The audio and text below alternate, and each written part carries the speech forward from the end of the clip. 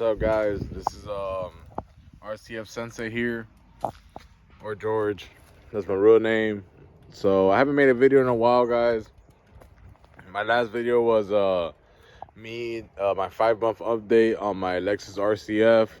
That's my daily driver. Well, I also use this as my daily driver from time to time to go to work. So this is a review. I've had this bike for about 7 months now.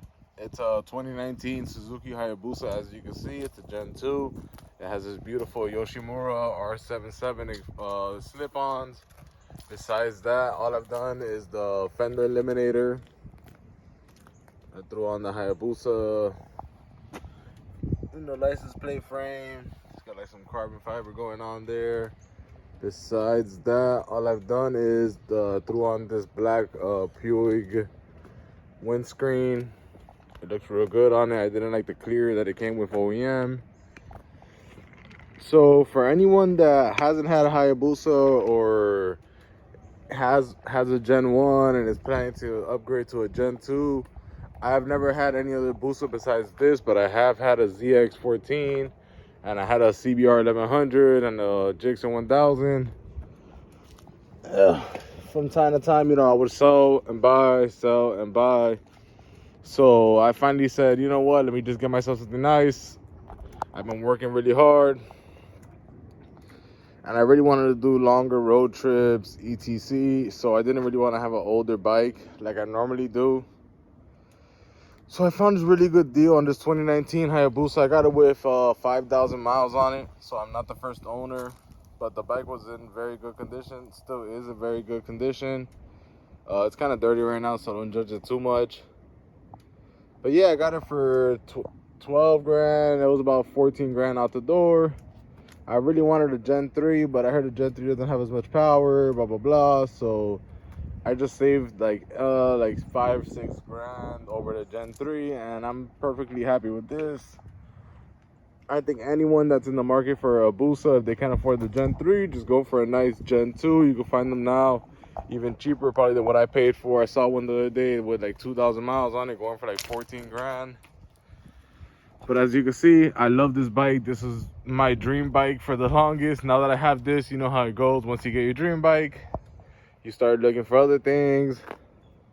But honestly, I don't really see myself trading this for an S1000 or an H2 anytime soon, just because the price point of those bikes is like in the 30s. And I don't see myself wasting 30 grand on a motorcycle right now. So I'm going to stick with this for probably a couple years. Or who knows, I might end up paying it off and just keeping it. It's just a great looking bike. Just a great all-around bike. So far, the longest trip I've done to it is I went all the way down to Key Largo. Well, Key West actually, which was about 3 hours and 30 minutes from where I'm located at. It was about 200 something miles maybe, which was definitely fun. This bike is very comfortable compared to my Gixxer 1000. I would recommend it to anyone, like I said, as long as you have some kind of riding experience. I just have a day off today, took it out to a nice little ride. So here she is. Let me give you guys a sound clip. I could also do a review on my new small gear that I have. I have a jacket at home. So these are the new Alpine Stars, the SMX Air. I think these are the V3s, I'm guessing. I had the ones right before this. I'm liking these a lot more. Beautiful gloves. They're about 80 something dollars. Worth it in my opinion. You got reinforced leather all throughout the car. Sorry, I'm a car salesman, so it's just a force of habit. So yeah, very nice Alpine gloves. I've had them now for a month or two, and they're already, adjusted to my hands, because whenever you get new gear, it's always kind of tight. Besides that, I also upgraded on my helmet. I found this Shoei helmet for very cheap. It was brand new. The guy never used it. The guy sold his bike before he ended up using it. It's a Shoei RF 1200 Philosopher. Beautiful, beautiful helmet. I really always wanted a Shoei. Just the price point was always like in the 600-700s. Couldn't justify it. Now I'm definitely looking more into them. I love the fit of it. I would highly recommend it to anyone. The airflow is great. When you close the visor, it's like you can't hear anything. Let me show you guys the tachometer on the Hayabusa as I turn it on.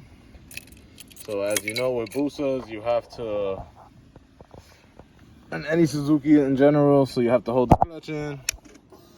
There goes my fuel pump.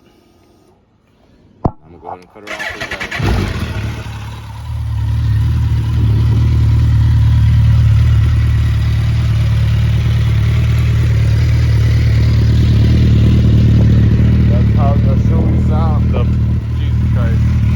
That's how the Yoshimura sound. It's just slip-ons and not a full exhaust. But I like how it sounds. It's a good sounding bike. Can't go wrong with a Busa, am I right? Give you guys a couple something.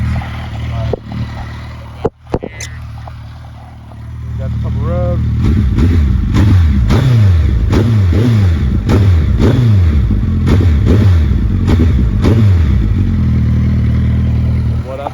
My Hayabusa, guys.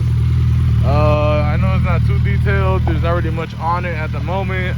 Once I go tune and I throw on my intake, well, my filter, I have a K&N race air filter.